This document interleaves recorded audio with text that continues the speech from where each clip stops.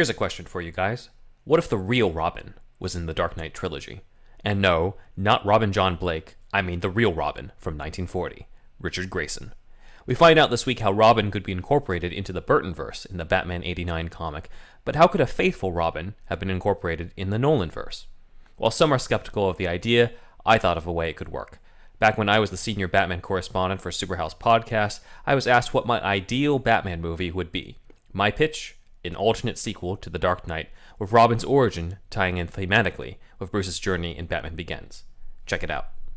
For me, something that's always kind of been in my head, we would have to go back to 2012 and do a follow-up to Dark Knight that's a little different from Dark Knight Rises. So this would be Christian Bale.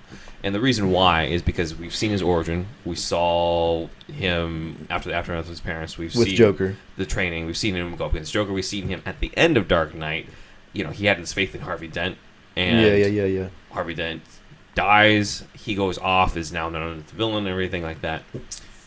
Here's how I would follow up on that. Now, this is a bit of a smaller movie than Dark Knight or Dark Knight Rises. But you start out with a Batman who's very obsessed with still being Batman. He's not really much of Bruce Wayne.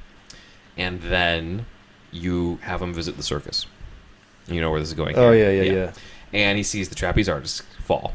Here's where it falls in line that it has to be in the context. Then 45-year-old Chris O'Donnell shows up. 45-year-old as Robin. No. So there's this kid remaining, right? Yeah. And Shia how cool LaBeouf. is it? Yeah, no, not Shia No, fuck him. How cool is it if you get to see Christian Bale go up to this kid and drape a coat around him and say, "Don't be afraid." Right. And That'd be just sweet. Call back to Batman again. Chills. And then you Right bring now. in, and then he brings that Erection kid, right now. He brings in that kid, and Michael Caine's Alfred, and you have Dick Grayson being like, "Oh man, like I could have, like I saw the guy cut out the ropes. I should have said something." And Alfred does the whole like, it wasn't what you did, it was him and him alone. Right. And here's another thing that I wish I should have said to a boy in your position years ago: you will never be alone. Right. And you basically get to see that this version of Batman, who's obsessed with being Batman, now he has to be Bruce Wayne. Right. He has to take in this kid who has gone through similar traumas as him. And he doesn't know how to raise a kid. He doesn't know anything, but he can train him like he's been trained. Yeah. So he takes him under his wing. Maybe the kid's scared at first when he first sees the bat suit, so he has to take off the mask and everything. And then he's like, I'm gonna help you overcome your pain, and I'm gonna help you get what I didn't get, which is to bring the killer of your parents to justice.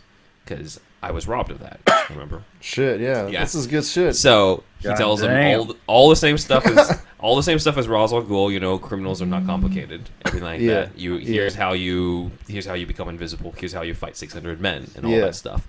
In the meantime, when we have in terms of villains, Maroni's dead.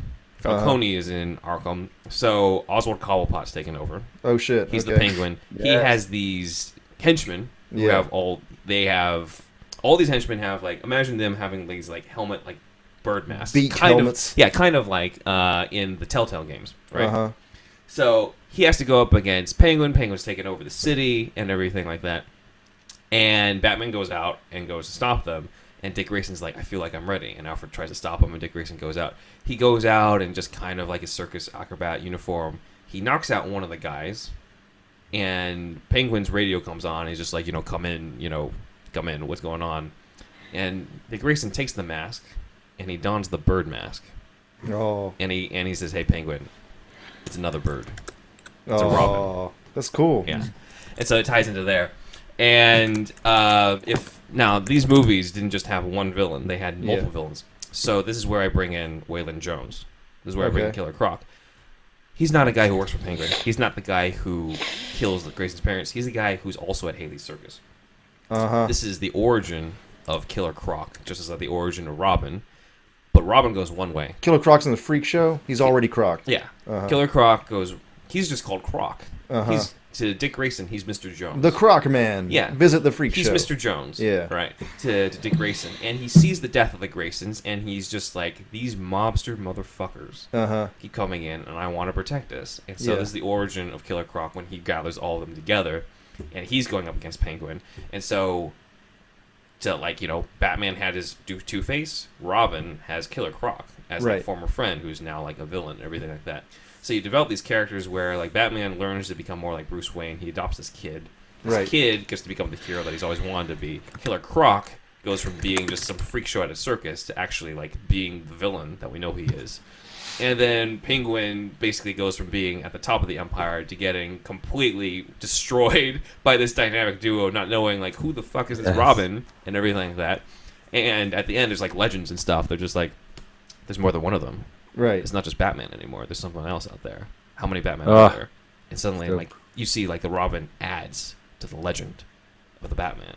And he becomes the legend that Ra's al Ghul promised And it's he would. it was obviously Dick Grayson. This is the original. So this is... It's if a you kid think- actor. It's like a 12. So if you think about it, I'm kind of doing 13-year-old. a serious version of what Lego Batman movie is going to do. It would be my sort of adaptation of Robin's Reckoning, Dark Victory, like all the different classic like Batman and Robin stories. And you would be like, okay, you know, everyone sees Robin as a joke. Here's why he's significant, because he gives Batman a family that he lost, and you realize this is not about like a guy who loses everything and just has darkness for the rest of his life.